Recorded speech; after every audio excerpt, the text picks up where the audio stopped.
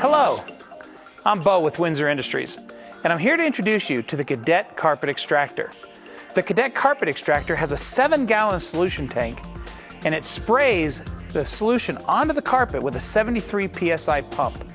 It then uses a 15-inch brush to agitate the solution into the carpet, and then a 17-inch vac shoe to recover the solution into a 7-gallon recovery tank.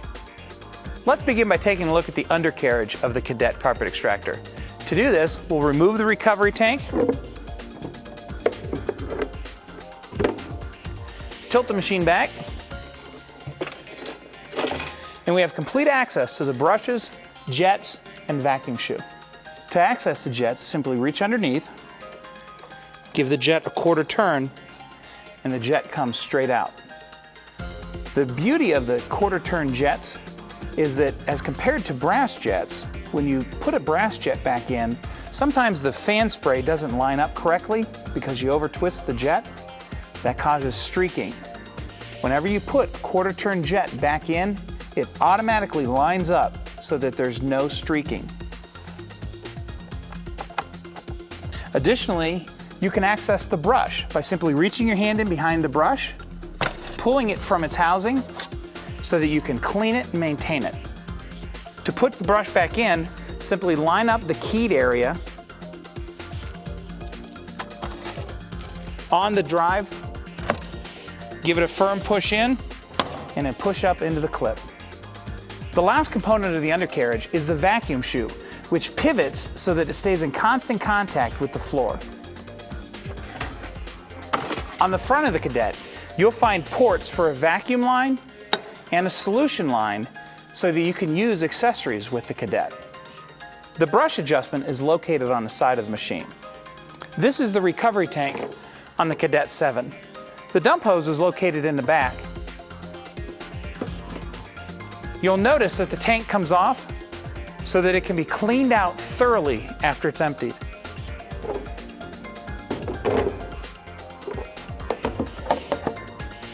The control panel on the Cadet 7 consists of 3 buttons.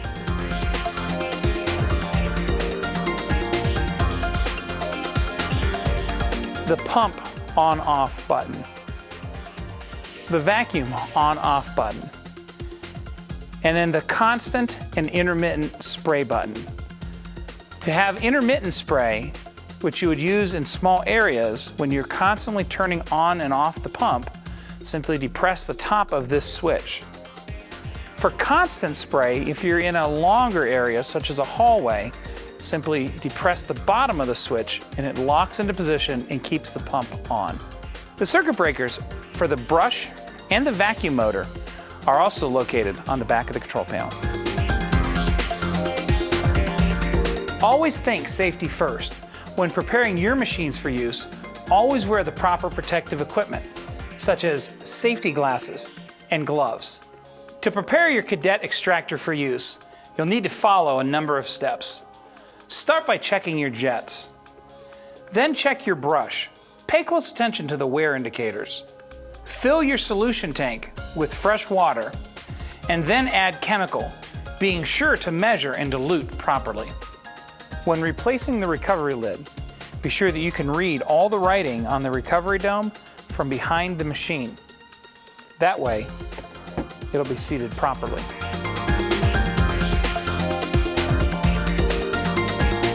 Before plugging in your machine, make sure that the cord is intact with no cuts and that your ground plug is intact as well and plugged into a grounded outlet. When plugging in your cord, make sure that you plug in and give the cord a twist to lock it in place so that it doesn't pull apart while you're cleaning. In order to keep the tension off the cord for your Cadet Extractor, crimp the cord like so and hang it on the cord holder.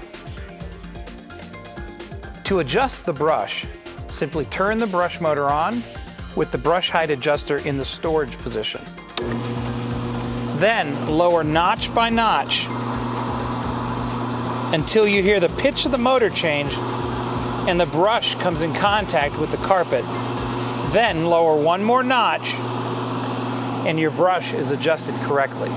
To begin using your Cadet Extractor, turn the vacuum on, turn the pump on, and then select either constant or intermittent on the spray button. To select constant, press the button down. To select intermittent, hold the button in. When you can see the water beginning to come through the recovery dome, the machine is operating perfectly. Be sure to stop, release the spray button, and pull back another foot and make an overlap pass of your previous pass.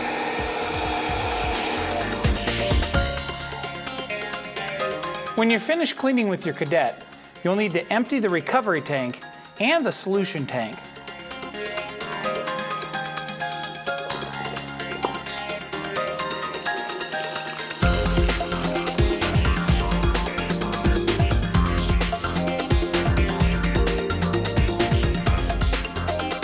Rinse your recovery tank thoroughly.